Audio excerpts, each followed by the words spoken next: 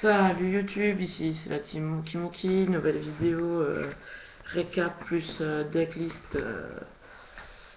decklist chronomal, ouais, suite à l'achat de ma boîte. Hein. Donc récap, donc un match C, hein, je vais faire assez vite, c'est IRL, j'ai vu un pote hier. Donc après mon tournoi, donc non, oui, un max C, je pense que One Mascara le veut. Excusez-moi. Je pense que One Mascara le veut, donc je lui garde de côté pour l'instant. Et une mi-forme. Maintenant que j'en ai une, je vais essayer d'en avoir 9. Donc j'en ai 2. Hein. Donc j'en recherche encore 7. En tout cas, c'est parti pour la decklist. Attendez, excusez-moi, avant de parler de la decklist, de vous montrer la decklist, je vais vous expliquer en quoi consiste ce deck, parce que c'est pas un deck chronomal normal, c'est un deck qui consiste à sortir un Grand Soil, le seigneur élémentaire, et pour ça j'ai mis les cartes qu'il fallait pour gérer un cimetière en fait. Voilà. Donc maintenant je peux recommencer. 3 têtes. Alors les têtes c'est pour en premier lieu gérer le cimetière, et comme j'ai expliqué, ça se retire du jeu pour placer un monstre de minimum niveau 3. C'est un Book of Moon en fait. Et en plus ça permet de gérer le cimetière, donc c'est fort. 3 os, ça s'invoque spécialement, et quand on l'invoque, on peut invoquer spécialement un chronomal depuis la main au cimetière. Donc ça gère le cimetière, hein, encore une fois, c'est cool. 3 crânes.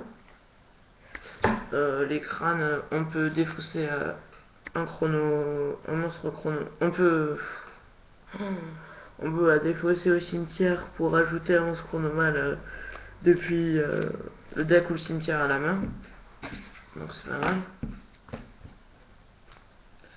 3 moailles. Moaille, c'est la patate des chronomales, ça s'invoque spécialement en défense si on en contrôle un. C'est un cyber dragon même si on a un monstre. Juste un chronomal, donc c'est très fort. 3 jets qui fait du plus 1 au niveau de chaque chronomal, donc pour faire les X6 c'est quand même assez fort.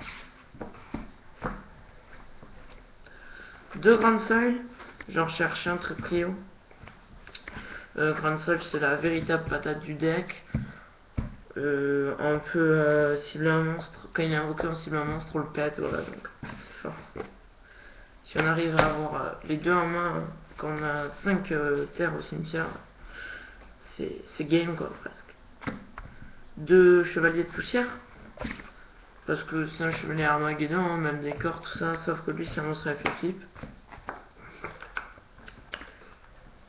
2 tours guide et un Zangan, ça c'est juste pour améliorer la vitesse du deck. Hein. Puis parce que même à 2 tours guide ça reste une carte très craquée. Donc voilà. Un golem en brique parce que si tous les monstres sont terre on peut la sacrifier, on invoque 2 rochers donc c'est très fort. Et encore trooper pour meuler des terres. Un gorge pour faire un TK. Donc 23 monstres. 3 tablettes de l'œil pyramide chronomale. Ça c'est le tuto. Hein. Le tuto, excusez-moi. Ça c'est ce qui fait augmenter l'attaque des chronomales comme c'est pas très haut leur attaque.